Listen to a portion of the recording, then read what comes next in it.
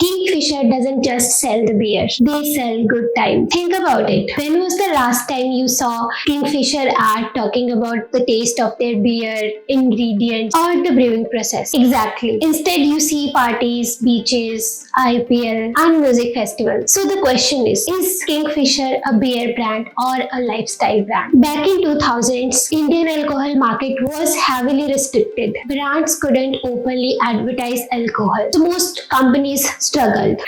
But United Brewery Group did something genius with their flagship brand, Kingfisher. Instead of selling beer, they sold the feelings. They introduced one powerful line, Kingfisher, the god of good time. Now Kingfisher was not about identity. This was not just a tagline. This became an identity. Now Kingfisher was not about drinking. It was about celebrations, youth, fun, and freedom. Here is where real game started. Kingfisher realized something which most of the brands do not understand. People don't buy products, they buy experiences. So instead of traditional ads, they built a wholesome ecosystem. Music festivals, sports, sponsorships, and fashion events. For example, Kingfisher calendar. Glamorous shoots with models at exotic locations. Indian Premier League.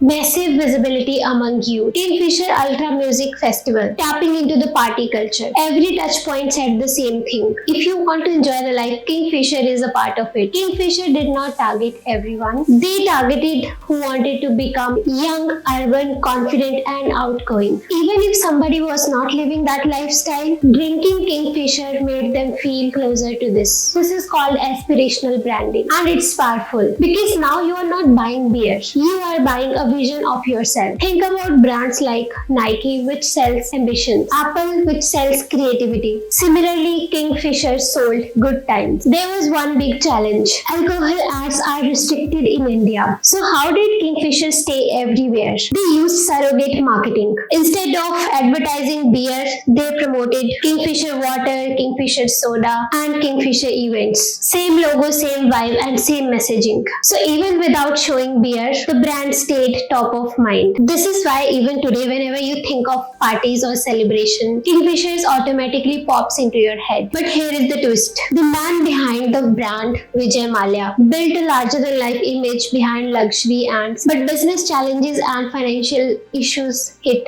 hard, and the brand's perception took a hit. Lesson: even the strongest branding could not survive the weak fundamentals. Kingfisher's real genius was not beer. It was the simple idea. Do not sell the product, sell the feeling. Because in the end, people may forget what you sell, but they will never forget how your brand made them feel. If you learned something new today, hit like, subscribe, and tell me which brand sells a lifestyle better than a product.